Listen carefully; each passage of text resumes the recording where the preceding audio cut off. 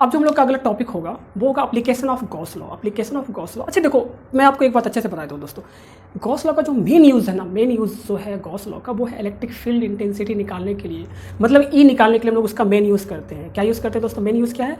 ई निकालना है हम लोग गॉस लॉ का यूज़ करके। डिफरेंट सिचुएशन में ई निकालने का तरीका, ई में निकालते हैं हम लोग गॉस लॉ को यूज़ करके। तो एप्लीकेशन ऑफ गॉस लॉ में डिफरेंट सिचुएशन में हम लोग ई निकालना सीखेंगे। तो हम लोग एक चीज़ मैं आपको बता देता हूँ, कैलकुलेशन ऑफ इलेक्ट्रिक फील्ड। देखो जैसे एक पॉइंट लिखा देता हूँ ना, calculation of electric field using Gauss law.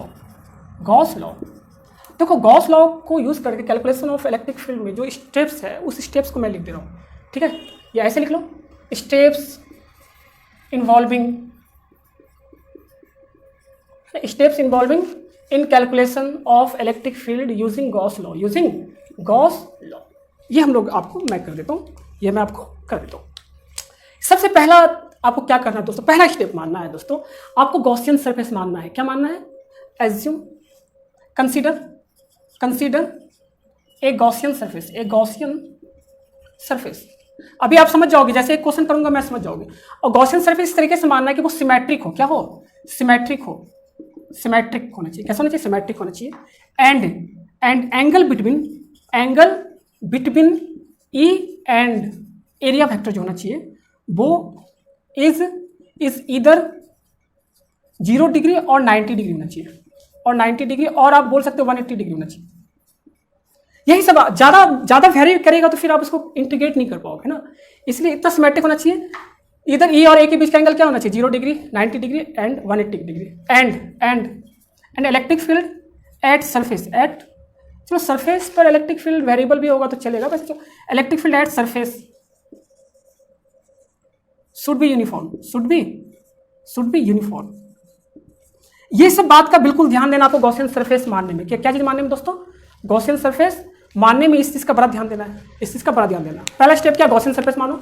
और गॉसियन सरफेस मानने के लिए सिमेट्रिक होना चाहिए। क्या होना चाहिए? सिमेट्रिक होना चाहिए।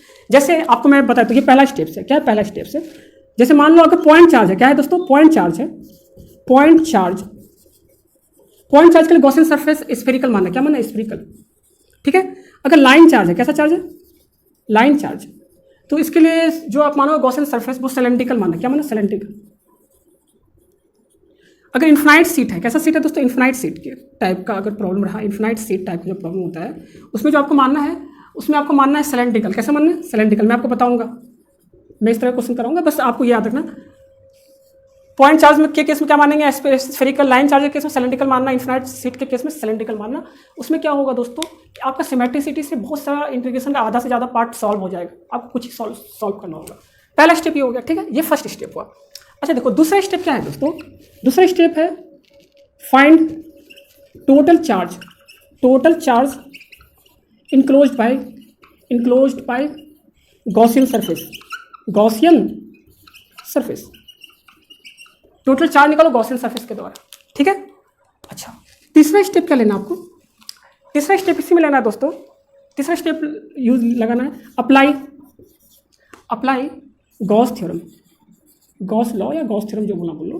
गॉस थ्योरम क्या था? Close integration of E dot D A कहीं भी ds पे रहता लिखा हुआ, बराबर q enclosed upon epsilon not, और यहाँ से e निकाल लो।